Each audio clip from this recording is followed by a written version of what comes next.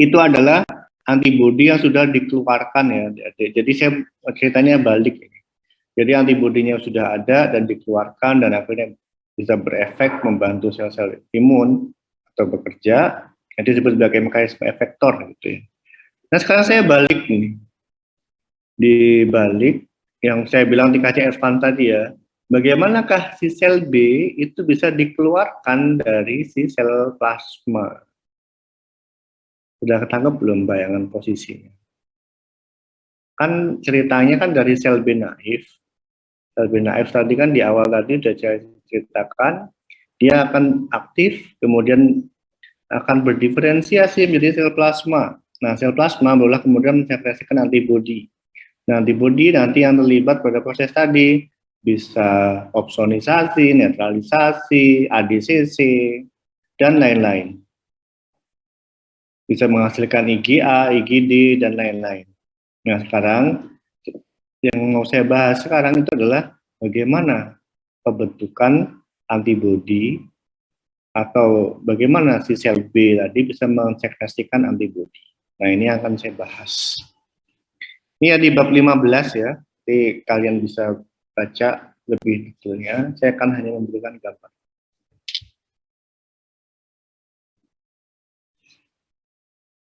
Oke, jadi antigen itu ada dua jenis, ada antigen T dependent, ada antigen T independent.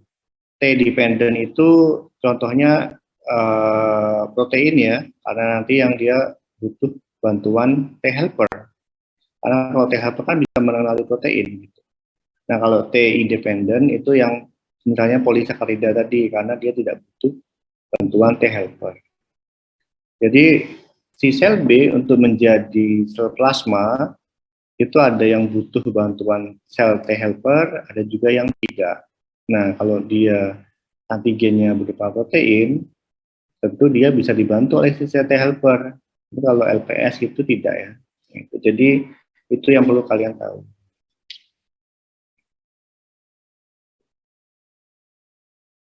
Nah, ketika dia butuh si T helper, ya.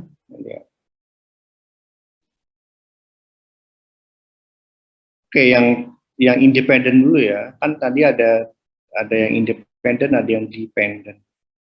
Yang independen dulu, yang nggak pakai bantuan. Jadi dia bisa mandiri itu si sel B-nya mengenali. Nah, contohnya adalah antigennya berupa LPS ya. Kalian udah tahu kemarin kalau LPS itu kan dikenal oleh TLR4 ya.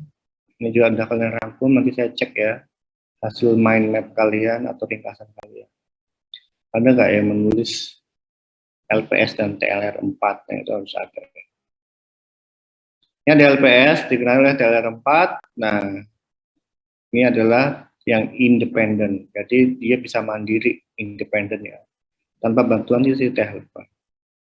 Nah, untuk yang si sel B, yang berikutnya TI2, contohnya ini ada protein yang perlu bantuan C3D dan CD21. Nah, ini adalah C3D itu molekul komplement juga ya. Sekarang kita lihat yang antigen T dependent, artinya tergantung sel T. Nah, jadi di sini si sel B dia lihat ya, dia bisa mengenali antigen itu sendiri. Ini sinyal 1. Sinyal 2 nanti akan datang dari ikatan ini, yang mana itu akan sebelumnya butuh bantuan dari si T helper. Jadi T helper itu punya peran ya. Kita lihat setelah dia berikat, kan dia sel B kan suatu APC, sehingga dia bisa menempelkan antigen ke MHC-nya. Nah, karena dia suatu antigen yang sudah dipaparkan oleh si MHC, maka si T helper bisa mengenali. Nah, betulnya si T helper dia akan membantu sel B untuk menjadi sel plasma dengan cara mengeluarkan sitokin dan punya ikatan dengan CD40. Nah, jadi ikatan antara CD40 dan CD40L nanti akan menjadi sinyal kedua. Nah, sitokin yang dihasilkan menjadi sinyal ketiga. Nah, ketiga sinyal itulah yang nanti bisa membuat si sel B menjadi sel plasma. atau sel B akan berproliferasi dan menjadi sel plasma. Oke, udah nangkap itu belum? Jadi itu adalah bentuk bantuan dari si T helper untuk membantu sel B untuk bisa menjadi aktif dari yang naif tadi. Udah ketangkep belum? Kalau proteinnya jenis TD ya, seperti itu.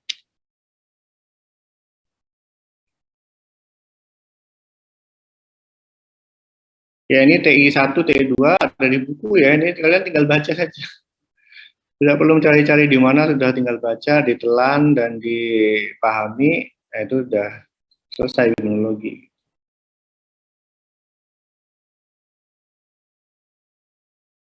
Nah, ternyata konsekuensinya berbeda ya, jika dia berupa TI atau yang TD. Untuk yang TI, produknya itu adalah antibodi alami atau natural antibody. Dan dia ternyata punya sifat, apa dia, lihat ya, antibodi yang diproduksi tanpa melibatkan sel T, kan independen ya, lihat, afinitasnya lemah. Dan utamanya itu adalah IgM dan sedikit IgG. Tadi ya, ini adalah ciri dari yang jika diaktifkan lewat jalur antigen TI dan dia dihasilkannya ternyata adalah antibodi alami. Dan berikutnya tidak ada memori dan tidak ada maturasi afinitas. Ya. Itu yang terjadi pada si TI, T independent. Nah, TI itu dimediasi oleh sel B, jadi sel B1 dan B zona marginal. Nah, sekarang kita lihat cerita berikutnya, yang mana dia melibatkan sel T. Jadi kalau sel B yang aktif dibantu oleh si sel T, itu yang nanti dia punya itu ya, punya kekuatan lebih kuat gitu. Nah, ini yang terjadi gambarnya ya.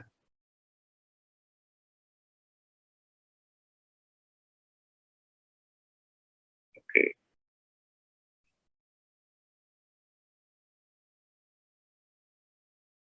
Oke. Ini yang di PowerPoint saya tadi. Ya, tadi adik perhatikan, simak dengan baik-baik ya, kita masih ada waktu. Jadi kejadiannya itu di nodus limfe. Ya, lokasinya di situ.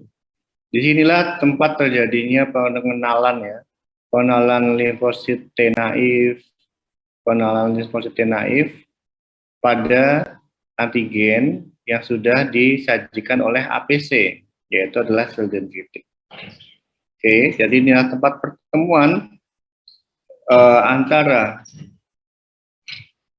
sel B atau si sel T naif dengan antigen yang terjadi ya. Yang pertama, kita lihat. Sekarang yang saya fokus hari ini itu adalah bagaimana sel B yang dalam aktivasinya itu dibantu oleh si sel T helper. Paham ya? Yang akan saya ceritakan ini adalah sel B yang aktif dengan bantuan si sel T helper. Jadi lihat, di nodus limfa ini itu ada dua bagian. Ada zona si sel T yang warnanya cerah ini, ada zona si sel B yang warnanya gelap ini. Kelihatan nggak? Adinda kelihatan? Ada dua warna di sini, cerah dan gelap.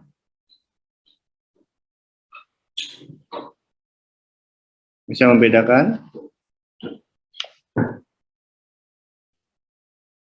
Oke, kelihatan.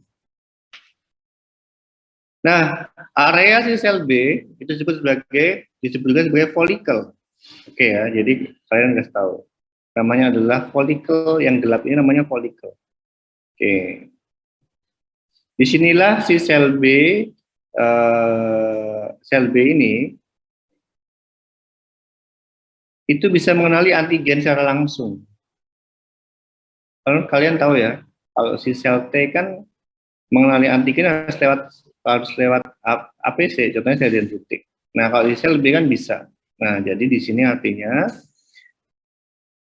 untuk antigen itu bisa masuk ke folikel dan lihat antigennya bisa dikenali langsung oleh si sel B. Oke, ini yang pertama kejadiannya. Di saat yang bersamaan, jadi kejadian dia mengalami antigen dari si sel B, juga si sel T helper yang udah jadi ini, dia bisa mengenali antigen yang sama dengan ini, tapi yang dihasilkan oleh si dendritik. Jadi ada ini, ibaratnya mana ini? Ini yang si ini ya. Nah, ini yang si sel T helper. Ini T helper. Ini adalah si sel B. Si sel B ini adalah si sel apa ini tadi? Kanan adalah si sel T helper ya. Ini adalah si sel B. Ya. Jadi si sel B dan si sel T ternyata dia mengenali antigen yang sama, tapi di dua lokasi yang berbeda. Yang terjadi ya. Nah, si sel B mengenali di sini dan akhirnya dia keluar dari zonanya. Si sel B dia mengenali antigen ini, akhirnya dia beraktivasi dan akhirnya dia pun bisa mendekat ya. Jadi ceritanya di sini si sel B dan si sel T akhirnya bertemu gitu. Ya, bertemu dan lihat pertemuan ini akan menghasilkan sel plasma ya. Karena apa? Karena sel T itu dia akan berdiferensiasi menjadi sel plasma.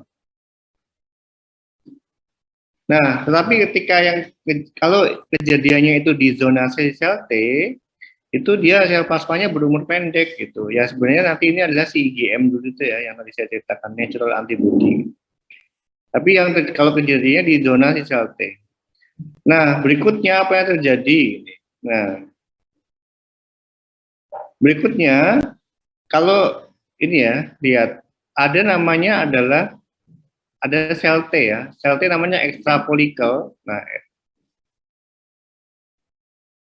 extrafolicle kan di dalam sini ya. Nah, ada juga si sel T yang ada di dalam, namanya si sel TFH.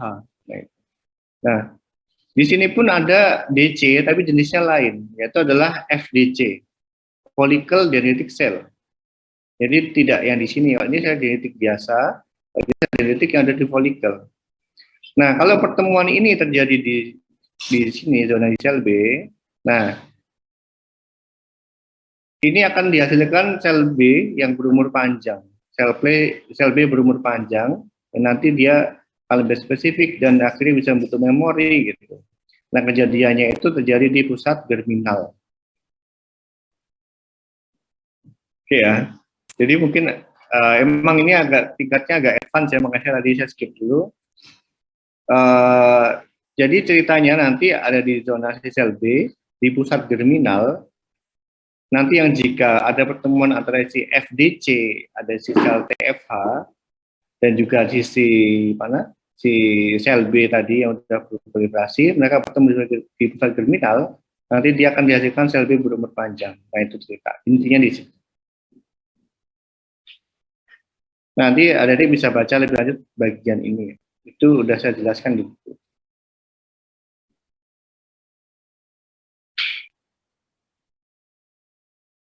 Nah berikutnya akan terjadi proses seperti ini gitu.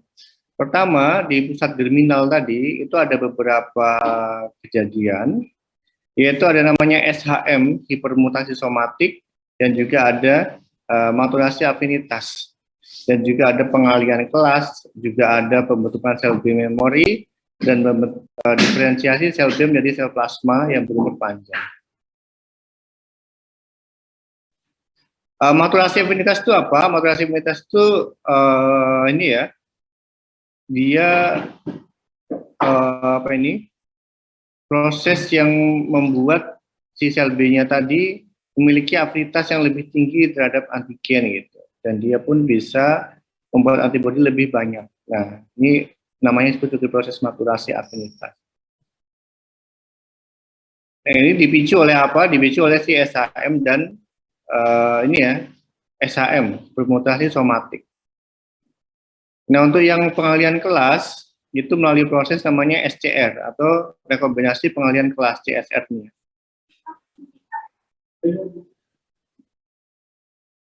Nah, ini ceritanya. Jadi, pengalihan kelas ini terjadi melalui proses berikut. Ini ada di sel B oleh antigen, kemudian menjadi aktif juga dari bantuan si T helper, terjadi ekspansi klonal. Nah, ini yang terjadi.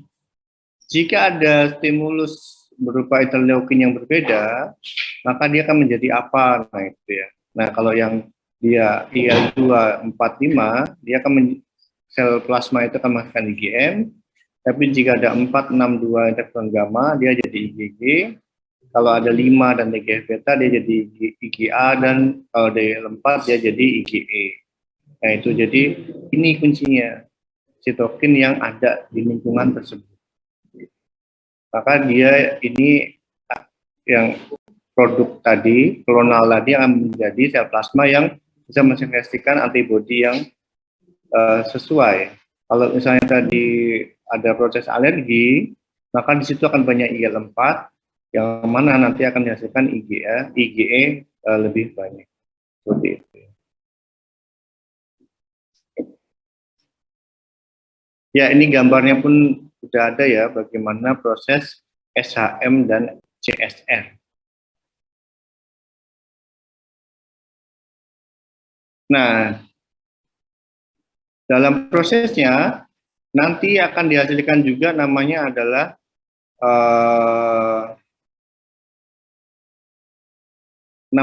sel memori, ya. Nah, sel memori ini setelah dihasilkan dari ginjal tadi, dia akan menuju ke bone marrow, ya. Nah, dia akan bersarang di sana, dan